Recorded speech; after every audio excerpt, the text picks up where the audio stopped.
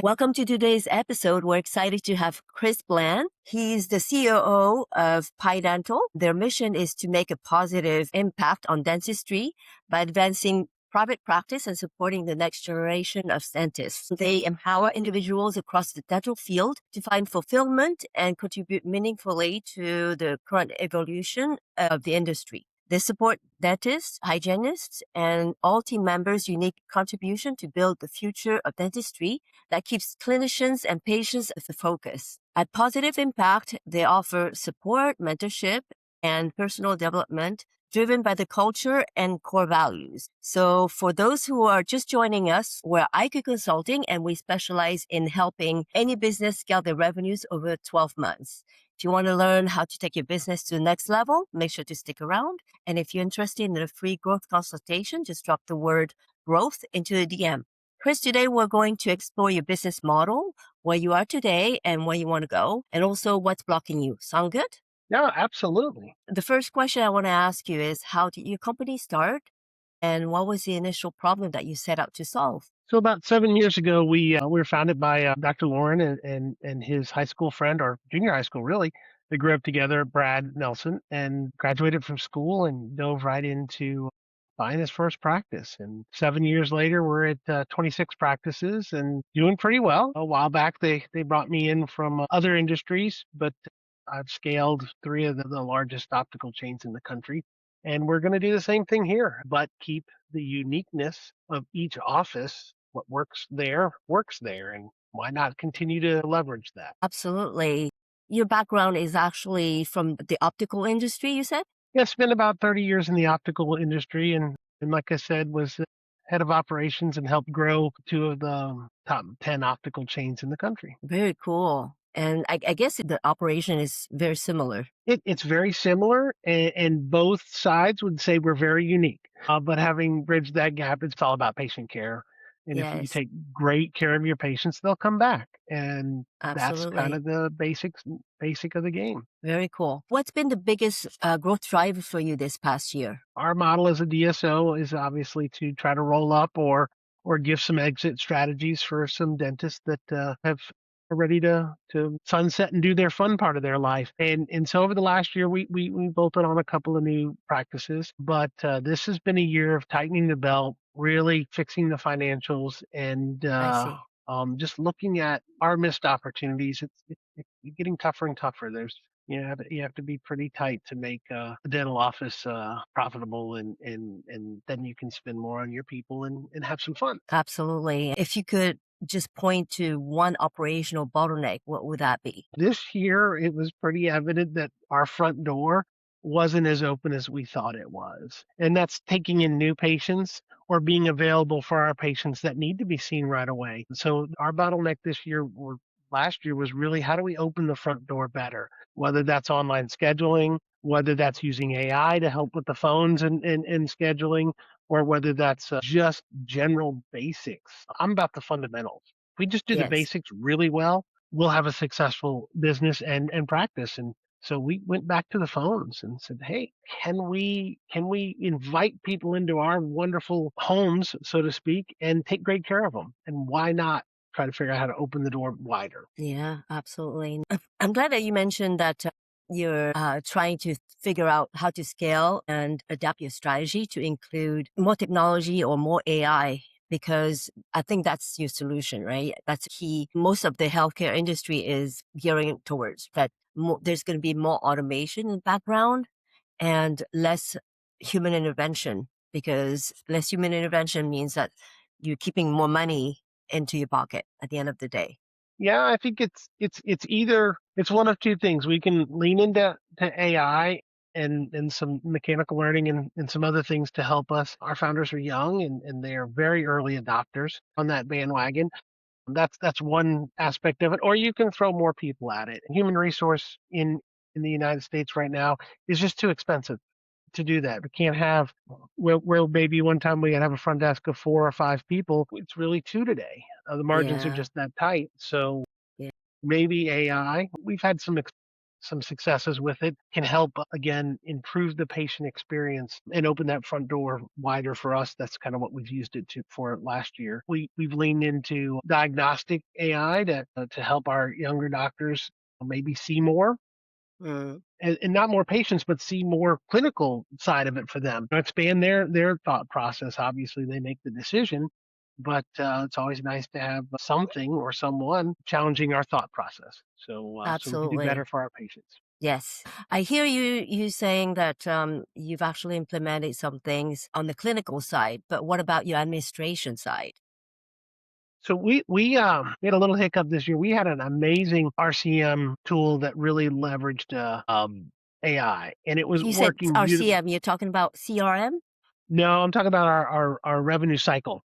So Okay. posting payments, collecting, billing, Mm, all the whole insurance side. And it was working great. And they kind of closed up shop on us in the middle of the year just overnight. And that really hurt.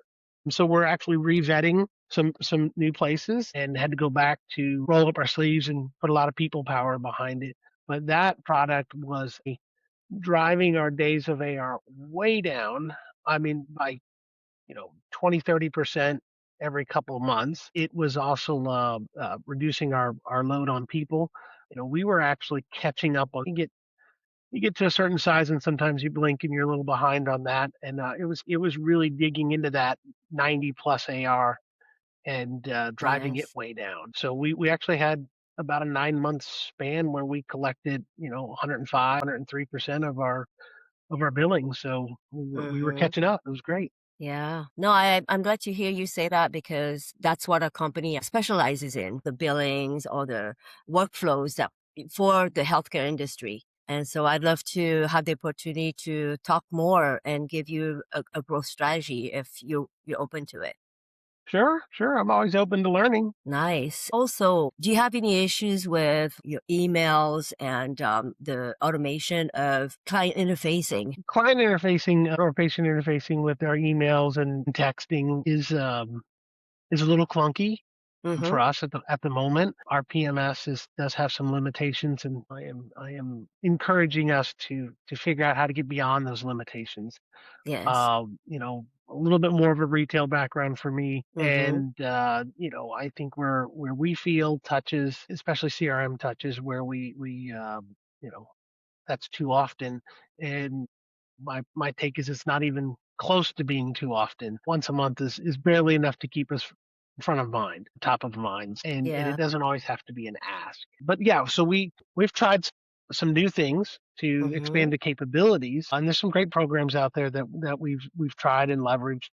Um, but there doesn't seem to be one that lines up great with our PMS yet. Still got some limitations, and it takes a lot of human intervention at the moment to Gotcha. make it happen. Yeah, no, I'd love to resolve that for you. If you give me another 30 minutes next week, I don't know what your timetable looks like, but I'd love to give you a growth strategy and then include all these challenging points That'd if be that's great. what you're looking to do. What is your aspiration for this year for growth? This year, we are going to, it's about a 28% year on year growth, same store sales, so to speak. We have a plan for, not just a goal. I'm a big proponent of you can set goals all day long in a budget, but if you don't do the next step, which is come up with the plan, you don't know what road you're Exactly. taking to get to that place on the map. And we have a Yep. pretty strong plan. It's very early in the year, and we're on pace, which is great. And some of the things we are doing this year is a little bulletproofing our base. So we've Mm-hmm. slowed down on acquisitions and buying EBITDA, Okay. and more looking back at what our base is and how do we make it bulletproof. And some of that is more providers, a single provider office, and that's very tenuous because if anything happens to our single provider, God forbid, that's really hard to come back from. Or if somebody just wants to take some time off, Mm-hmm. boom, you're closed. But if you have two practitioners in the same office, well, then it's something. So we're looking at a lot of that. Plus, super diligence on cost control, very disciplined on our patient life cycle and how we keep them engaged. Just very purposeful on almost every action this year, and a great plan to get there. Yeah. So do you have a good workflow as far as, how the offices interact with each other? And if one can backfill the other when the dentist is going on vacation? Yeah, we do some of that. We do some of Okay, that, but we have a lot of single doctor practices, so that doesn't help gotcha. much. We have capacity. We have much better marketing, and we can drive a lot more patients to our front door. Mhm. And some of that is just being available to accept them. Yeah. So we have made great strides last year on a Mhm. strong business, and then this year we're just going to keep leaning into that and finding more people to join our family as far as Mhm. practitioners. Obviously, in the dental world, hygiene's getting tougher and tougher, and sooner or later we're going to have to solve for not as many hygienists as we need. And then Mm, how do we keep growing our practices? yeah. So how are you finding those doctors? How are you reaching out to them? What's your marketing?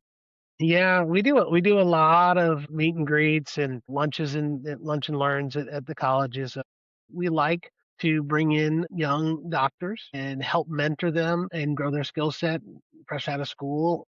We also like getting much better at finding people who might be at a DSO and they're on their second or third contract, and maybe they're looking for a little more control, a little more uniqueness, a little more input into what they do, and that's very much our niche. So we it's a slog to find great people to be a part of our family. We're uber selective. Only 26 offices, so we can be a lot more selective. And I think we have a better mousetrap, so to speak, a much better place to work than some DSOs, and maybe not as good as some other DSOs and private practices. But that's a challenge. How do we take better care of our providers and our teams? Yeah, yeah. So you have 26 offices, but you're not looking to open a lot more now? Our 5-year plan is still, or 3-year plan is still to be at 50. We're just circling the wagons right now to make sure the base is just super solid, so that as we hit the next explosive growth stage, we don't break some really good stuff that's happening. So it's all about scalability and Mhm. setting that foundation today. A great foundation. It's really more, let's just make sure we're bulletproof. And Yep. when we take our eye off our operations and look forward, they're ready to go and just keep running. Very good. So what would be the one lesson that you would like to share with other leaders in the space? I think the one lesson learned over last year is AI is coming along, and there are tools out there to help us. And I think maybe a little bit from an outsider perspective that we learned last year is many practices fall into this just overabundance of data points, and dental has a ton. But as soon as you know enough that your gut says you should be acting on it, stop digging and go act. It's just, you don't have to get down to the minutia of the exact, this is the one thing, the one bean that's going to fix it. If you know there needs to be a fix there, go spend your energy on the fix, Very and good. and stop spending your energy on metrics. And you need those. You just don't need them down to the 10th degree. Yeah, yeah. Unfortunately, not everybody is going to follow that philosophy, right? They want to get every single detail to minutia, and it's like it just freezes the operation altogether because they can't make a decision. Or you lose your mental energy and stamina on finding the problem before you get to fix it. And so as Exactly. soon as you know what you could improve, go spend your energy on improving it, and then look back and say, hey, look, it's better. Data analytics is great. I'm never going to say it's not important. I'm very data driven, but we come back to the, hey, you know what? Let's do an action now. Exactly. And that's your role to get everybody to move forward, right? Yeah, yeah. Yep, That's probably why I'm in that role. exactly. Hey, great discussion today. I really appreciate your time. I will reach out again with a follow-up growth plan. If we can meet and discuss it in details, that'd be great. That'd be wonderful. Awesome. Thank you so much, Chris. Very nice meeting you.